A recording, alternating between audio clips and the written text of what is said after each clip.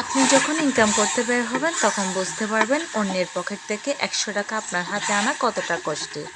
আসসালামু আলাইকুম গাইস, কেমন আছেন সবাই? নিশ্চয়ই সবাই ভালো আছেন।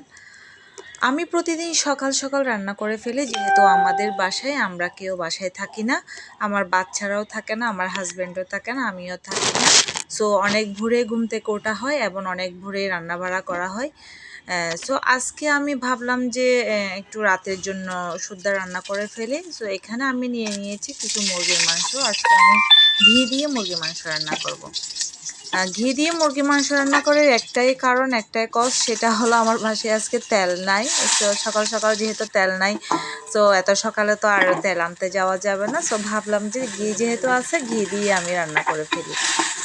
তো যেই ভাবা সেই কাজ। এখানে আমি কিছু আলু নিয়ে নিয়েছি। আলুগুলো নতুন আলু ছিল, শীতকালের প্রথম নতুন আলু। তো আমি আলুগুলো পেঁয়াজের মধ্যে দিয়ে দিয়েছি। এখানে ছিল পেঁয়াজ বাটা, রসুন বাটা, আদা বাটা। এরপরে আমার ছোট ছোট করে রাখা মুরগির মাংসগুলো দিয়ে দিয়েছি। যেহেতু আমি অনেক বড় বড় মাংস রান্না করতে পছন্দ করি না, একটা সময় করতাম যখন বুঝতাম না, আবার যখন বুঝতে পারছি যে ছোট ছোট টুকরো করে রান্না করলে অনেক বেশি স্বাদ হয়, মাংসের টেস্টটা অনেক বেশি ভালো আসে, তখন থেকে আমি শুরু করেছি ছোট ছোট টুকরো করে রান্না করা। সো এখানে আমি আলু, মাংস এবং পেঁয়াজ বাটা সবগুলো একসাথে একটু মিক্স করে নিয়েছি, একটু মাখো মাখো করে নিয়েছি। এর মধ্যে দিয়ে দিব আমি টমেটো এবং কাঁচামরিচ, আবার ভালোভাবে কষিয়ে নিব।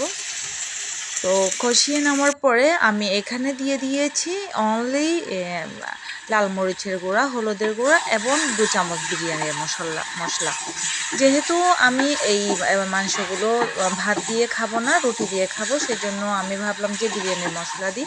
বিরিয়ানির মশলা দিলে স্বাদটা অনেক বেশি ভালো আসবে। সো আমি শুধু 2 চামচ বিরিয়ানির মশলা দিয়েছি। এই মশলাগুলো আমি নিজে তৈরি করে নিয়েছিলাম।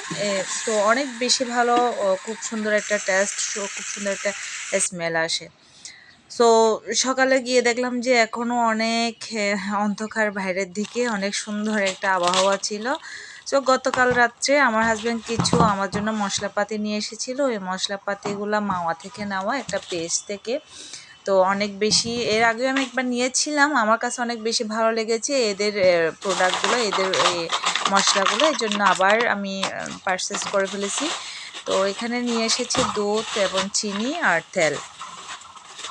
তো এগুলো আসলে আমাদের খুবই দরকার। মেয়েদের জন্য মশলাপাতি না থাকলে তো কেমন জানি লাগে। তো এখানে আমি তৈরি করে নিয়েছি চা, যেহেতু আমরা সবাই বের হব, তো ঠান্ডা পড়ার কারণে একটু একটু চা খাবো। তো যেহেতু সবার একটু একটু সর্দি নিয়ে নিয়েছে, তো এখানে আমি আমাদের জন্য 2 কাপ চা করে ফেলেছি।